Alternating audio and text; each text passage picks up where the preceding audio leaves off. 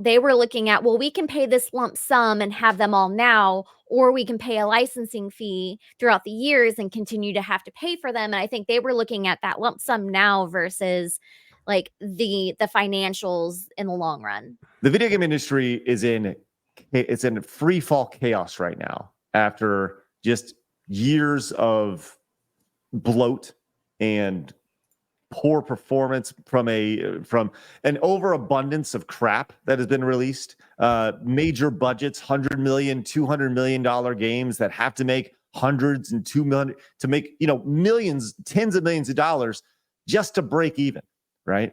Which leads us to today. And that is Microsoft closing Redfall developer Arcane Austin, Hi-Fi Rush developer Tango Gameworks, and more in devastating cuts at Bethesda, as our article from IGN says. Email. Whatever will we do without the studio that gave us Redfall? I mean, after we're done skipping through a dewy meadow, yeah, I don't know. I played that live on stream, and it started out as a normal Razor Fist arcade, and it turned into a let's mock Redfall stream by the end. To the point where I literally changed the title of the stream halfway through. It was that bad. I remember one specific instance where I'm like walking next to a boat. That's right, because there's like capsized boats that are up on land. And the boats obviously have their names written on the side. And I'm like maybe a foot from it. And the texture of the name of the boat hasn't loaded in. Oh, no. It's like big and blurry, and I'm like, oh, that'll load in any minute now. So I'm answering a super chat question while I'm doing. It's not loading in. It's not loading in. It's not. A minute's going by. 2 minutes are going by.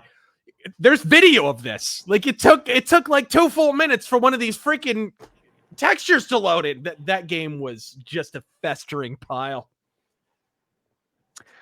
Well, this has been announced, and as we mentioned a few minutes ago during the quick hits, this controller was also released today, the same day that they let go all these people. The Microsoft Feel the Burn today with a Fire Vapor Special Edition controller. Vaporware, I think, actually. Nice. I love it. I'm not gonna lie. It is cool, actually. So, kind of tone deaf. Yes, very. I think it's just really bad timing. Yeah.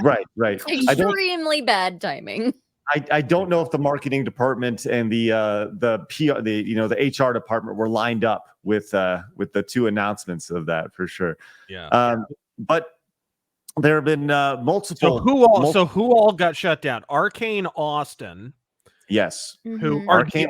I've said many times. I know they have lots of fans. I consider them the archons of overrated. They have made precisely one game that actually sold. That game was called Dishonored, and it didn't even sell that well. Then they did all the sequels. None of those sold. They did Prey, the most overrated game of the last 10 years. And people seem to love it, but again, it didn't sell. They haven't made anything that sells apart from the first Dishonored. And again, it was middling successful. It wasn't, whatever. But that's not surprising to me, honest. But who else? So in addition to Arcane, as you mentioned, there are 3 other: Tango Gameworks, Alpha Dog Studios, and Roadhouse Studios. Now, Roundhouse. I'm sorry. Here's Tango Gameworks right here. Tango Gameworks did the Evil Within series, Ghostwire Tokyo, and Hi-Fi Rush, which Hi-Fi Rush, I don't think performed very well. I think that was a Game Pass release, I believe. It was Game Pass, but everything I heard about it was very positive. Okay. It was just a very unique take. I know it. I'm fairly certain it won a lot of awards at the last. I mean, that doesn't really mean a whole lot, right. But doesn't mean a whole lot. But it was a pretty unanimously positive. I would remind you all that Death Stranding was up for Game of the Year one year. Let's just. It is what it is. A massive walking simulator with babies. By the way, this is a note from Tango Gameworks. They just tweeted this out. It says, today, Teos announced that Tango Gameworks will close. Thank you to everyone who explored the worlds we created. Hi-Fi Rush, along with Tango's previous titles, will remain available and playable everywhere they are today. So, people have responded to that, both positively and negatively. We also mentioned the another company, Arcane Studios, with their list of games that they put out. Mentioned Dishonored, Wolfenstein, and as well as Alpha Dog Studios, and they released. I'm not familiar with Mighty Doom. These are like mobile games. Blabs, is this right? Yeah, that entire Alpha Games is a mobile gaming company. Okay. Yeah. Out of So Canada. they were gobbled up by Bethesda in 29, or by ZeniMax in 20. Yeah. See, I'm looking at these. It says it right up there. I'm looking at these, and it's like most of these companies seem like they're artifacts from a bygone era when Bethesda was expanding because their games were actually good. Right. Right. Now Todd Howard's head is expanding, but that's about it. Like Bethesda has kind of been on a downslide for 3 straight games. Like I said on social media, the true injustice here is that none of these studios made Starfield or Fallout 76, right? Those are the people who need to go out of business. But that's kind of what it feels like to me. It's just like leftover. They expanded too much when Bethesda were trying to be a AAA kind of publisher, remember, for a minute there? And that didn't really work out very well. Well, there's a human element to this as well. And this is the studio and co-creative director at Arcane who came in with this post over on X. Says, this is absolutely terrible. Permission to be human. To any executive reading this, friendly reminder that video games are an entertainment/cultural industry, and your business as a corporation is to take care of your artists/entertainers and help them create value for you. Don't throw us into gold fever gambits. Don't use us as straw man for miscalculation and blind spots. Don't make our work environments Darwinist jungles. You say we make you proud when we make a good game. Make us proud when times are tough. We know you can. We've seen it before. For now, great teams are sunsetting before our eyes again, and it's a fucking gut stab. Leon is safe. I guess it's Leon. But please be tactical and discerning about this, and respect affected folks' voice, and leave it room to be heard. It's their story to tell, their feelings to express. Inside baseball, a little inside story here.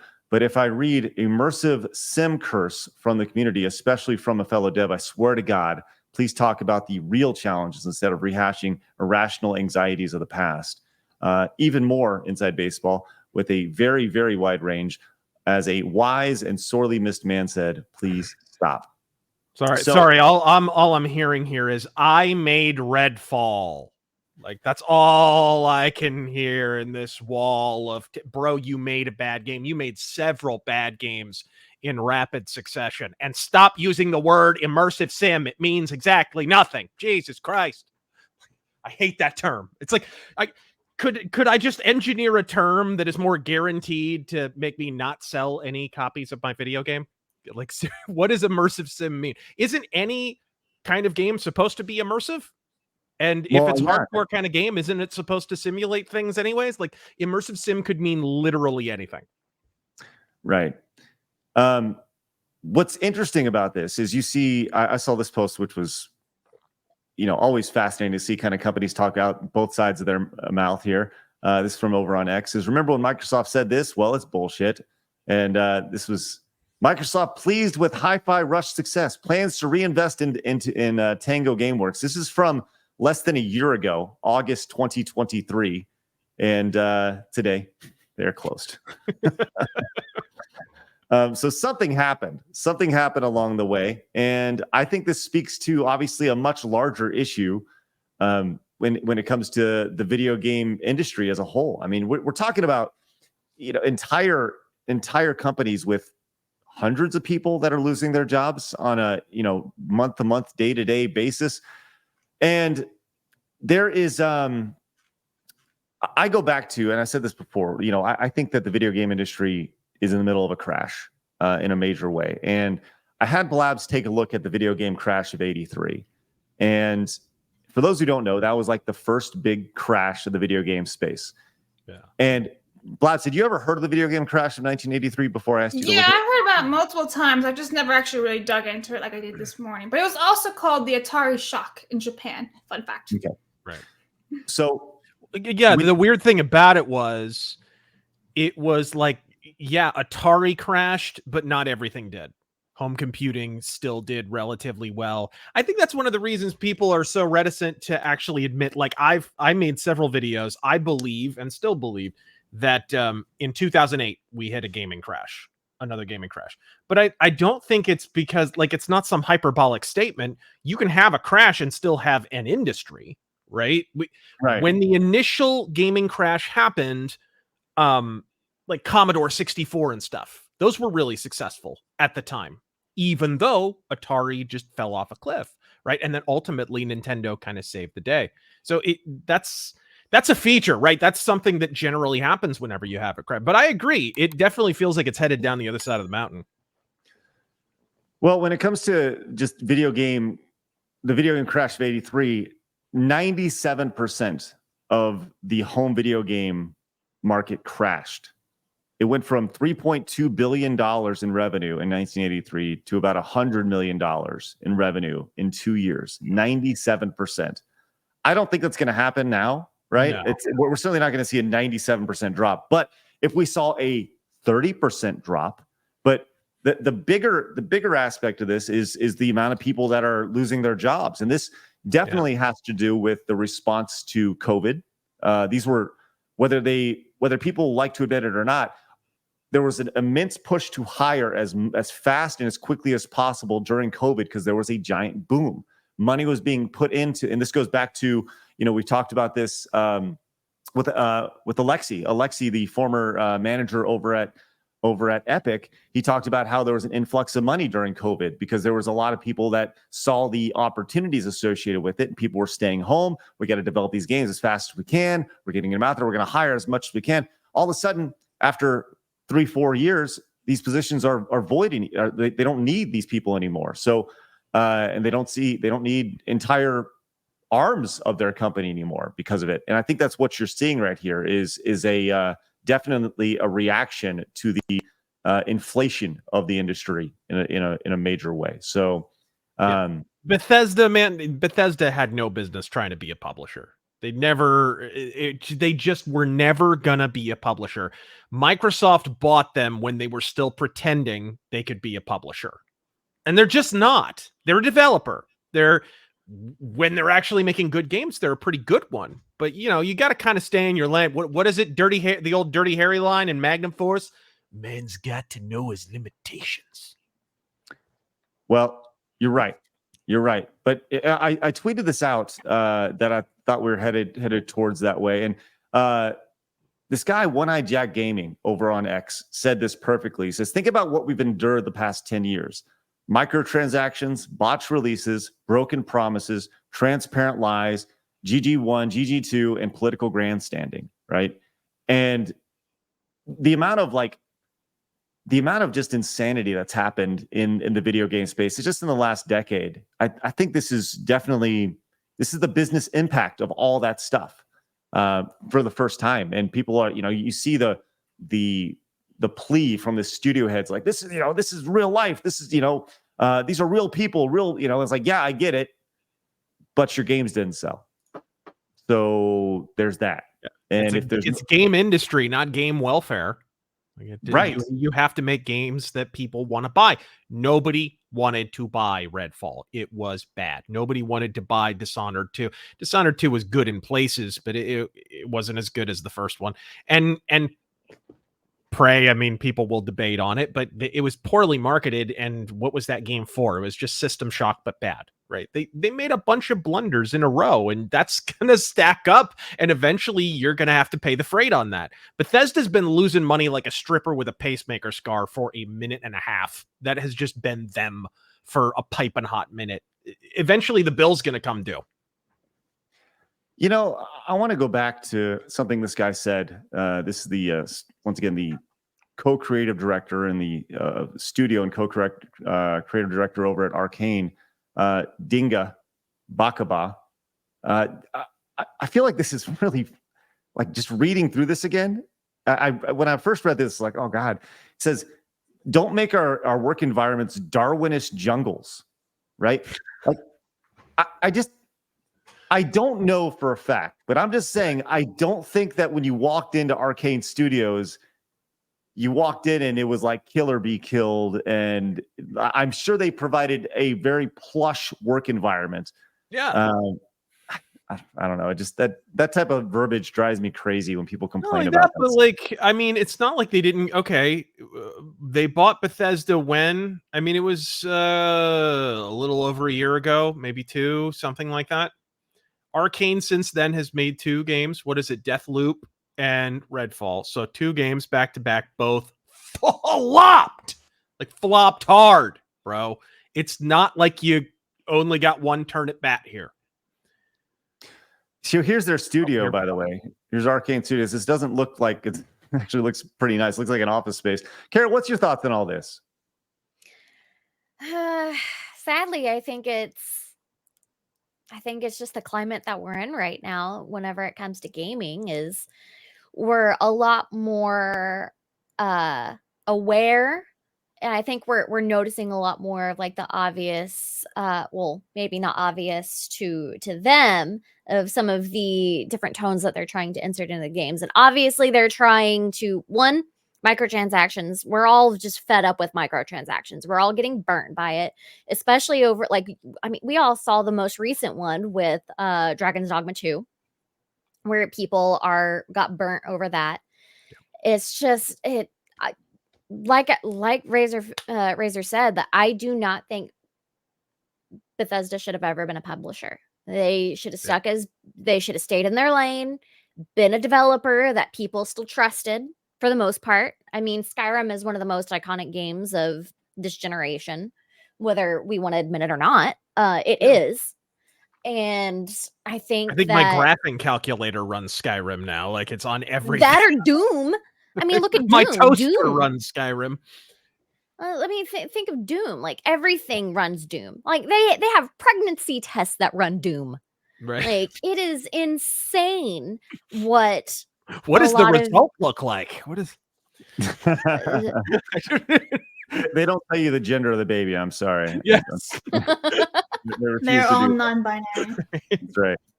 I just think with content creators such as yourselves that are pointing out a lot of this stuff, the general public and like the normies are starting to become more aware and starting to be a little bit more restrictive with their wallets, especially if they're hearing that a game is trash or at least not entertaining at all.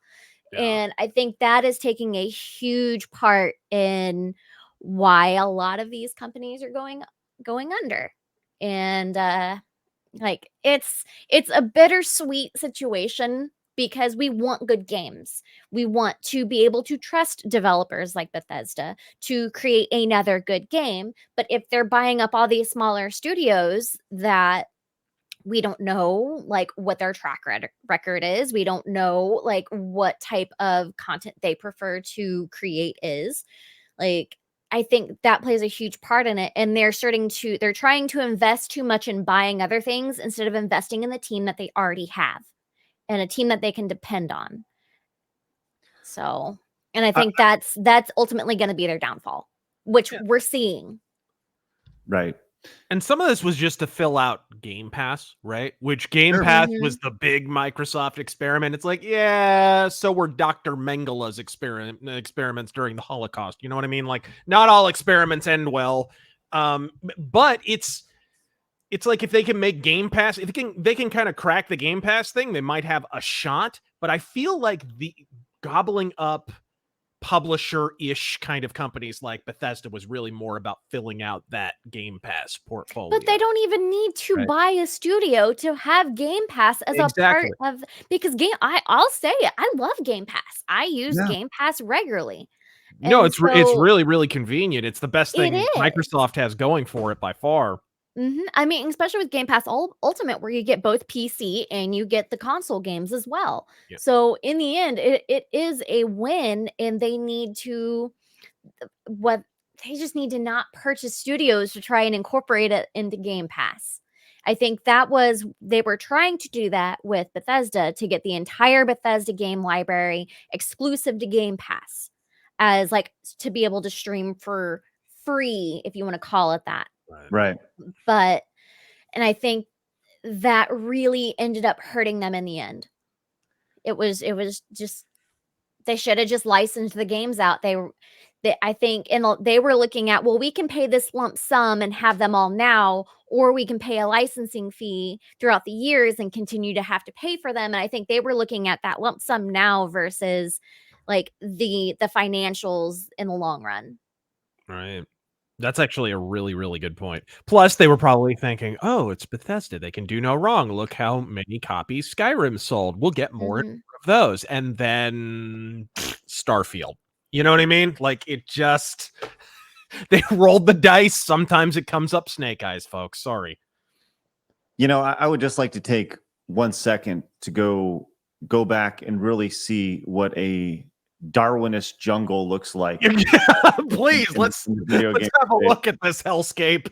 Ladies and gentlemen, here's your Darwinist jungle in the video game space. And I listen, you may want to close your eyes before you watch this. This is pretty terrifying footage from inside Arcane Studios.